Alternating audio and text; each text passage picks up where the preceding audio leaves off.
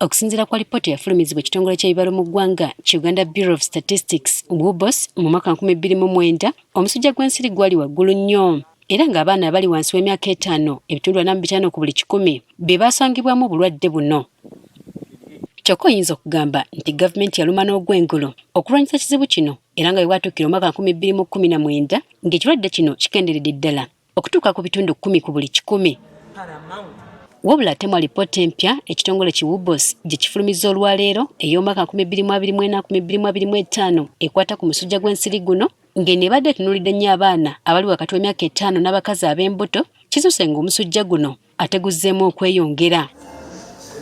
Ekizibu kino kisinze nnyo okwerisiza enkuuli mu bitundu by'Erango ng'eno guli ku bitundu 32 ku buli 100, e Karamoja guli ku bitundu 26 ku buli 100, Teso eri ku bitundu 23 ku buli 100, Acholi eri ku bitundu 23 ku buli 100, Busoga eri ku bitundu 21 ku buli 100, Bunyoro ebitundu 18 ku buli 100, Bukedi omusujja gw'ensiri guli ku bitundu 12 ku buli 100, North Buganda ebitundu 11 ku buli 100, Toro ebitundu 9 ku buli 100, West Nile eri ku bitundu 8 ku buli 100, Elgon eri ku bitundu 6 ku buli 100, Ankole omusujja guno guli ku bitundu 2 ku buli 100, South Buganda naye eri ku bitundu 2 ku buli 100, Songa Kigezi ye eri ku kitundu 1 ku buli 100. Where those interventions have taken place, malaria incidences have remained high, especially in Lango.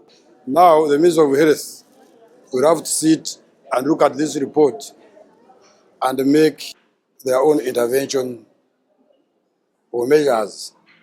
Okusinziira ku Minisita Amos Lugoloobi, bino byoleka butereevu nti waliwo obugayavu mu bannayuganda kale nga bagenda kusukiramu nga gavumenti okubaako kye bakola. Kubanga malaria oyo kye kimu ku bintu ekisinga okututwalira eddagala n'okulemesa abantu okukola emirimu gyabwe kubanga baba bawadde malaria. In fact bangi era mu Uganda bafa. Muno mwe bagenda okufungiriza bakole okunoonyereza ku kiviiriddeko obulwadde buno okweyongera. Naye kakati waliwo essuubi era tugenda nga Minisitule y'ebyensimbi okulaba era ne Minisitule y'ebyobulamu ne bannaffe abalala betukolagana nabo okunoonyereza lwaki ate malaria ayongedde okuddamu okulinnya yadde talinnya ennyo naye lwaki azzeemu okuddamu okulinnya. Ssente zentono ze tuteekamu abantu nga beeyongedde nnyo, obutimba bwe butakola bulungi, barisaaki abajja kutubuulira wawe tulina kaakati okuteeka ssente okulaba nti no malaria ono tumutuulira ddala ku nfeete. N'enkozesa y'obutimba bw'ensiri obugabi bwa gavumenti ku bwereere naye ebadde aganaaga okuva mu 2019. Amaka 10 kwago amaka 84 ge gaali galina obutimba bw'ensiri bwe bayita factory treated nets oba insecticide treated nets. Kumpi buli baana 10 7 ku bo be baali basuze mu butimba bw'ensiri. Obugayaavu buno batubulidde nti businze kweyolekera mu Kampala we bazulidde nti abaana bangi tebebaka mu butimba bwa nsiri. If the mosquito nets in Kampala, is it because the Ministry of Health is not giving or people are diverting them or they are just keeping them there? You saw where they are saying we have extra but we are keeping it for future use. N'abakazi b'embuto okumira eddagala eriziyiza omusujja guno bano bagamba nti kikendedde naddala mu bitundu bya Acholi.